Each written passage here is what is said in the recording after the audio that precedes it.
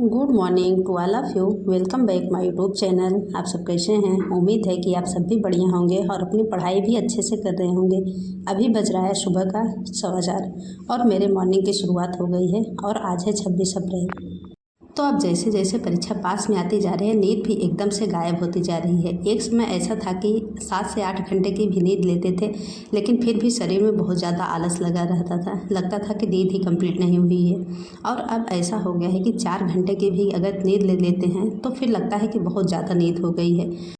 और 4 घंटे की नींद लेने से पूरे दिन की पढ़ाई भी अच्छे से हो पा रही है और शरीर में आलस भी नहीं आ रहा है। तो यही है कि लास्ट के समय पे माइंड अपने आप ही एक्टिव हो जाता है और माइंड के साथ पूरा शरीर भी अच्छे से एक्टिव रहता है।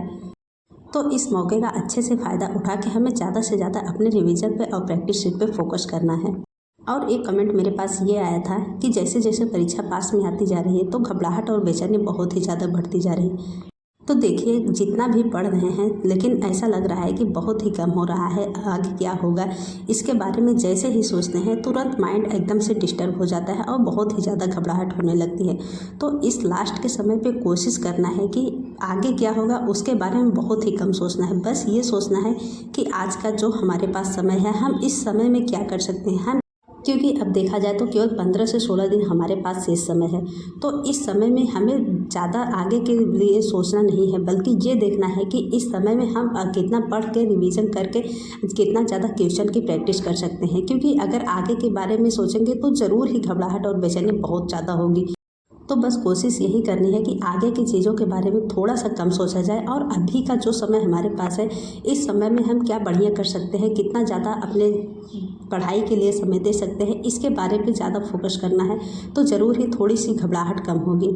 क्योंकि अपने आप को जितना ज़्यादा व्यस्त रखेंगे तो माइंड डाइवर्ट होने से बचेगा। और यही ज़रूरी है इस लास्ट के समय पे अपने आप को ज़्यादा से ज़्यादा अपने सिलेबस को रिवीजन में और ट्यूशन की प्रैक्टिस में व्यस्त रखा जाए तो फिर थोड़ी सी ये सारी घबराहट बेचैनी से बचा जा सकता है। तो बस कोशिश यही करनी है कि हर हाल में किसी भी तरह से नेगेटिव चीज़ माइंड में बहुत ही कम आ पाएँ और पॉजिटिव चीज़ ज़्यादा आ पाए। तो इसके लिए ज़रूरी यही है कि अपने माइंड को ज़्यादा से ज़्यादा व्यस्त रखा जाए। फालतू की चीज़ सोचने पे बहुत ही कम ध्यान देना है।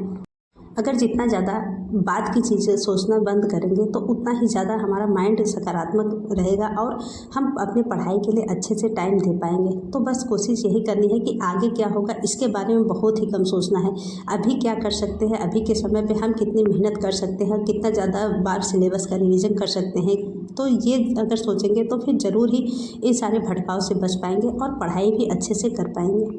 देखिए, अभी तक कितना पढ़ते चले आए हैं और कितना अपने आप को संभाल पाए हैं, इससे ज़्यादा ज़रूरी यही है कि अब इस लास्ट के समय पे अपने आत्मविश्वास को कितना बनाए पा रहे हैं और कितना ज़्यादा सकारात्मक हो पा रहे हैं। क्योंकि अगर इस लास्ट के समय पे अगर हम नेगेटिविटी माइंड में लाएंगे और सकारात्मक सोच से दूर रहेंगे तो जाहिर सी बात है कि अब तक जितना पढ़ पाए हैं सब पे पानी फिर जाएगा और कोई फ़ायदा नहीं होगा। तो ज़रूरी यही है कि लास्ट के समय पर बहुत ही ज़्यादा पॉजिटिव माइंड के साथ पढ़ाई करनी है।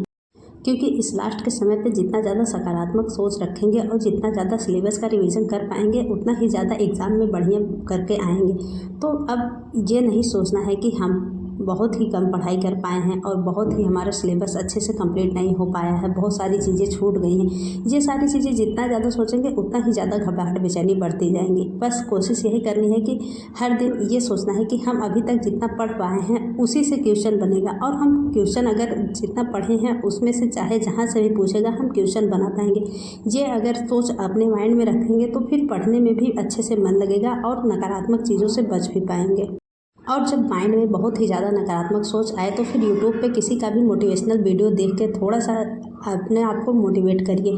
जैसे कि मैं क्या करती हूँ कि जब ज़्यादा मोटिवेशन डाउन हो जाता है तो फिर मैं यूट्यूब पे करुणा दीदी का वीडियो देखती हूँ, क्योंकि उनका वीडियो देखने से बहुत ही ज़्यादा मोटिवेशन आता है।